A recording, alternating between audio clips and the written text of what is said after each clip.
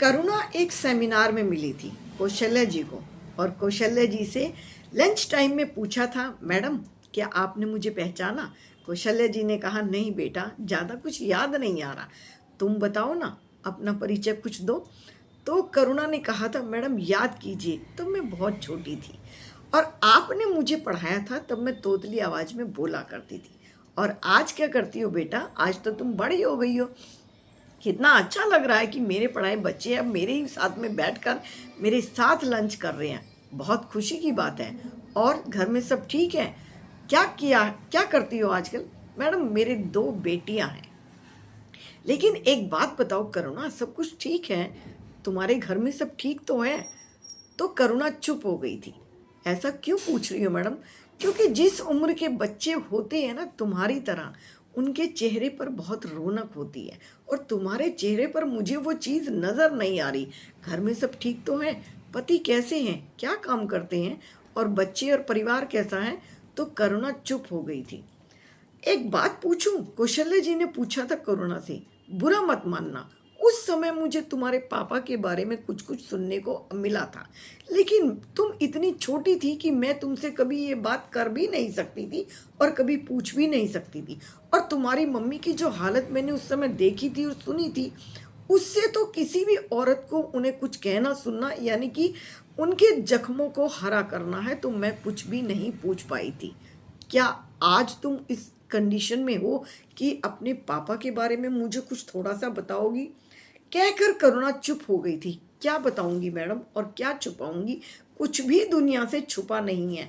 मेरी माँ पिता के होते हुए पूरी उम्र विधवाओं जैसा जीवन जीती रही, और हम दोनों बहनें जैसे अनाथ थी। हमारा सिर्फ एक ही सहारा था, हमारी माँ। हमारी माँ ने हमें सरकारी स्कूल में पढ़ाया था, दोनों बहनों पर बहुत ही प्यार लुटाया था, सारी जिम्मेदारियां पूरी की थी। और हमारी माँ ने एक स्वेटर बुनने वाली मशीन पर काम किया था। स्वेटर बुनती थी, कभी बिंदियाँ बनाती थी, कभी राखी बनाती थी। इस तरह से छोटे छोटे काम करके वो घर के अंदर ही काम किया करती थी, और हमें पढ़ाया लिखाया और हमें इस लायक बनाया कि आज हम दोनों बहनें गवर्नमेंट टीचर हैं। बहुत अच्छा लगा ये सब सुनकर कि तुम्हारी माँ की मेहनत आज सफल हो गई है। लेकिन तुम अपनी माँ के बारे में मुझे बताओ, तुम्हारे पापा कहाँ हैं आजकल? कहकर करुणा चुप हो गई थी। मैडम क्या बताऊं, उस समय मैं बहुत छोटी थी, मैं ज़्यादा बातें समझ नहीं पाती थी। मेरी दादी थी ना, दादी क्या थी, समझो चांडाल का एक रूप थी। हाँ, जैसे ही मेरा जन्म हुआ था, मेरी माँ को उन्होंने कुछ कहना सुनना शुरू कर दिया था कि पहली बार में ही बेटी आई है, सबने कहा था लक्ष्मी आई है, लेकिन मेरी दादी ने मेरी माँ को ताने दे देकर मार दिया था। मुझे तो उस समय कुछ भी समझ नहीं आता था, लेकिन जब समझ आना शुरू हुआ था तो मुझे ये पता था कि मेरी दादी मुझे अपने पास नहीं आने देती, मेरे से बात नहीं करती थी, मुझे कभी गोद में नहीं उठाती थी। फिर मेरी छोटी बहन आ गई। छोटी बहन के साथ भी इससे ज़्यादा ही बुरा व्यवहार हुआ था। उन्होंने कभी भी मेरी छोटी बहन को अपने पास नहीं बुलाया था।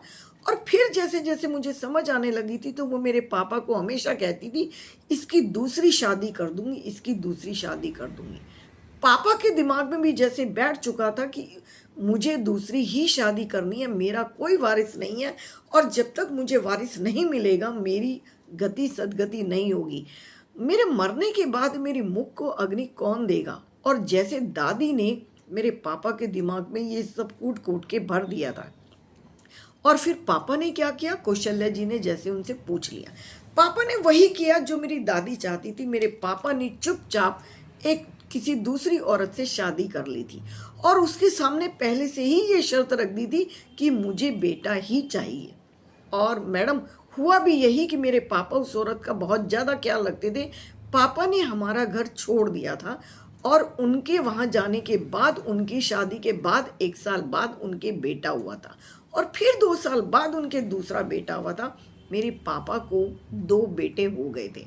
अब अब मेरे पापा ने उन दोनों को जैसे खुली छूट दे रखी थी, कभी भी उनको रोक टोक नहीं करते थे और हर समय उनके दिमाग में एक ही चीज़ भर दी थी, ये मेरे वारिस हैं, ये मेरी गति सदगति करेंगे, इनको कुछ भी कहना नहीं। अगर पड़ोस में कभी लड़ाई झगड़ा हो भी जाता था तो पापा उल्टा अपने बच्चों का ही फेवर लेते थे, हमेशा पड़ोसियों के साथ भी लड़ जाया करते थे। अगर स्कूल से कभी कोई कंप्लेंट आ जाती थी कि बच्चों ने कुछ उल्टी सीधी हरकत की है तो पापा हमेशा बच्चों का ही फेवर लेते थे, जाकर टीचर के साथ खूब लड़ झगड़ कर आया करते थे। इधर मेरी माँ ने भी हमें सरकारी स्कूल में पाला था, लेकिन साथ साथ हमें घर में खुद ही ट्यूशन पढ़ाया करती थी। पापा की इन हरकतों से बच्चे बिगड़ने लगे थे और माँ उनका पूरी तरह साथ दे रही थी। और हुआ यूं था कि जैसे दोनों बड़े बच्चे हो गए, उनमें से बड़े ने एक दिन कह दिया, पापा मुझे इससे शादी करनी है। तो पापा ने मना किया था कि मैं इस लड़की के साथ शादी नहीं कर सकता हूँ, क्योंकि वो उनके एक दोस्त की बेटी थी जिसके साथ वो शादी करना चाहता था। और पापा ने कहा कि मुझे ये अब बिल्कुल पसंद नहीं है और ना ही अब ये मेरा दोस्त रहा है, तो मैं इससे शादी तो नहीं होने दूंगा। तभी दोनों बाप बेटों के बीच में बहुत ही ज़बरदस्त झगड़ा हुआ था और फिर वो बिना कुछ कहे एक दिन घर में उस लड़की को ले आया था बिना शादी किए। और उसने आकर कहा था कि मैंने मंदिर में शादी कर ली है। और थोड़े समय के बाद दोनों बाप बेटों में इतना झगड़ा हुआ था कि छोटे बेटे ने भी भाई का ही साथ दिया था। और 18 साल के हुए होंगे तो उन्होंने दोनों ने मिलकर एक दिन पापा को इतना मारा था कि ये प्रॉपर्टी तुम हमारे नाम कर दो। अब पापा लाचार और बेचारे हो चुके थे। पापा को रह रहकर अपने वो दिन याद आते थे जब उन्होंने अपनी पहली पत्नी को छोड़ दिया था। अब ये क्या हो गया, क्या सोचा था और क्या हो गया। जिन्हें वारिस बनाने के लिए निकले थे वही बेटे आज जान के दुश्मन बन चुके थे।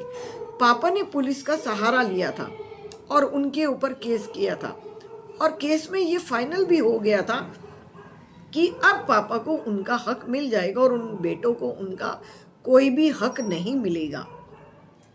तो आजकल पापा कहाँ हैं? कौशल्या जी ने पूछ लिया था। करुणा ने कहा कि एक दिन मेरी माँ एक हॉस्पिटल गई थी, सरकारी हॉस्पिटल था, अपने कुछ दवाइयाँ लेने के लिए गई थी। वहीं पर उन्होंने देखा था कि एक बेड पर पापा लेटे हुए हैं और जैसे ही पापा को देखा था तो वो माँ चौंक गई थी कि ये इस हालत में कैसे लेटे हैं, क्योंकि पापा को कैंसर हो चुका था।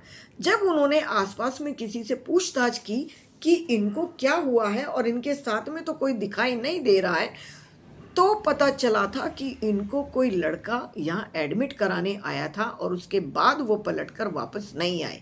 बार बार फ़ोन करते हैं तो फ़ोन पर भी वो नहीं उठा रहे हैं और वो हमेशा ही अननोन नंबर आता है या नंबर बंद आता है। पापा को जो एडमिट कराकर गए थे वो उनको लेने के लिए नहीं आए हैं और वो यहाँ पर खांसते खांसते भी परेशान हो चुके हैं। माँ ने जब उनकी ये दशा देखी तो माँ तो फिर से मोम की तरह पिघल गई थी। जीवन भर कुछ ना बोली थी, ना पहले बोल पाई थी, ना आज बोल पाई थी और सीधा ही करुणा को फ़ोन कर दिया था, बेटा आज मैं तुमसे कुछ मांगना चाहती हूँ। तो करुणा ने कहा था, माँ ऐसी क्या बात हो गई जो तुम मेरे से आज कुछ मांगना चाहती हो? क्या कोई बेटी भी अपनी माँ को कुछ दे सकती है? मैं तो आज तक इस लायक नहीं हुई। आपने जो मुझे शिक्षा दी है उसके आगे मैं कुछ भी नहीं हूँ। फिर भी मैं तुमसे एक बात कहना चाहती हूँ, तुम दोनों ही आज इस फैसले को करोगी। और कहकर करुणा ने अपनी छोटी बहन का भी मुंह देखा था कि वो क्या कहना चाहती है। करुणा स्पीकर ऑन करो और दोनों बहनों मेरी बात ध्यान से सुनो। मैं जिस हॉस्पिटल में आई हूँ उस हॉस्पिटल में तुम्हारे पापा बेड पर पड़े हैं और उनकी हालत बहुत नाजुक है क्योंकि वो कैंसर के मरीज बन चुके हैं, लास्ट स्टेज है। मैंने जीवन तो जैसे जिया लेकिन अंतिम समय में मैं अपने पति के साथ रहना चाहती हूँ। क्या मैं इनको घर में ला सकती हूँ? कहकर उन्होंने करुणा से पूछा था। करुणा ने कहा, माँ ये तुम क्या कह रही हो? ये तुम्हारा घर है और वो तुम्हारे पति हैं। हम उन्हें पिता माने या ना माने लेकिन वो तुम्हारे पति हैं, तुम उनको घर में लेकर आ सकती हो और इसमें पूछने वाली क्या बात है? हम कैसे मना कर सकते हैं माँ? और कहकर माँ उनको घर में ले आई थी और अब उनकी सेवा कर रही थी। कौशल्या जी ने फिर पूछा, तो अब तुम्हारे पिता की हालत कैसी है? पापा को हम पापा नहीं कह पाते। मैं बहुत चाहती हूँ कि मैं उन्हें दिल से माफ़ कर दूँ, लेकिन जब भी मैं अपनी माँ की सपाट चेहरे को देखती हूँ, जिन्होंने जीवन भर श्रृंगार नहीं किया, वो फिर से अपने श्रृंगार करने वाले पति को लेकर आई हैं, लेकिन वो आज भी श्रृंगार नहीं करती हैं, वो आज भी ऐसे ही रहती हैं। तो अब तुम बताओ, तुम्हारे चेहरे पर ये उदासी क्यों है? कुछ नहीं मैडम, मैंने सुना है अतीत अपने आप को दोहराता है। मेरी भी 2 बेटियां हैं और मैं हमेशा इस बात से डर कर रहती हूँ कहीं मेरे जीवन में भी ये दोबारा से घटना घटित ना हो जाए। कौशल्या जी ने फिर पूछा था, तुम्हारे पति कैसे हैं? मेरे पति बहुत अच्छे हैं, मेरी बहुत कदर करते हैं, मेरी बहुत केयर करते हैं। और तुम्हारी बेटियां उन्हें जान से भी ज़्यादा प्यारी हैं। फिर तुम क्यों डरती हो? क्या तुम्हें पता है कि 30 साल पहले के ज़माने में और आज के ज़माने में बेटों में और बेटियों में दोनों में फ़र्क आ चुका है। तुम खुद एक जॉब पर खड़ी हो, तुम 2 बेटियों की माँ हो, तुम्हारे पति भी कमाऊ हैं। तुमने कैसे सोच लिया कि वही दोबारा रिपीट होगा सब कुछ तुम्हारे साथ? इस डर को, इस वहम को दिल से निकाल दो। और बेटियां कौन सी कमी है, ये तुमने साबित करके दिखाया है। तुम्हारी माँ ने जितनी मेहनत की थी वो तुम्हारे सामने है। अब तुम अपने पिता को माफ कर दो। वो अपने कर्मों की सजा यहाँ भोग रहे हैं कैंसर के रूप में। उन्हें पछतावा तो होगा, और जब तुम्हारी माँ ने उन्हें माफ कर दिया तो बेटा, मैं भी यही चाहती हूँ, माफी मांग लो या माफ कर दो। जिसने भी माफ कर दिया वो महान बनता है। तुम तो छोटी सी उम्र में टीचर बन चुकी हो, दुनिया की बच्चों को शिक्षा देती हो। अपने पिता को भी माफ कर दो, उनके कर्मों की सजा उन्हें यहीं पर मिल चुकी है। आगे वो और क्या भोगेंगे जिनके बेटों ने ही उनको घर से निकाल दिया, जिनकी दूसरी पत्नी ने पूरा सुख भोगा फिर भी पत्नी बनकर ना रह सकी। तुम्हारी माँ ने आज भी सिद्ध कर दिया कि पहली पत्नी ही पत्नी होती है। अपनी माँ की कदर करो और उनका सम्मान करो और अपने पिता को माफ करो। करुणा सारी बातें समझ चुकी थी और करुणा ने अपने पिता को मन ही मन माफ कर दिया था और दृढ़ संकल्प ले लिया था कि अब अपनी माँ और पिता को जितनी खुशी वो दे सकेंगी वो देंगी।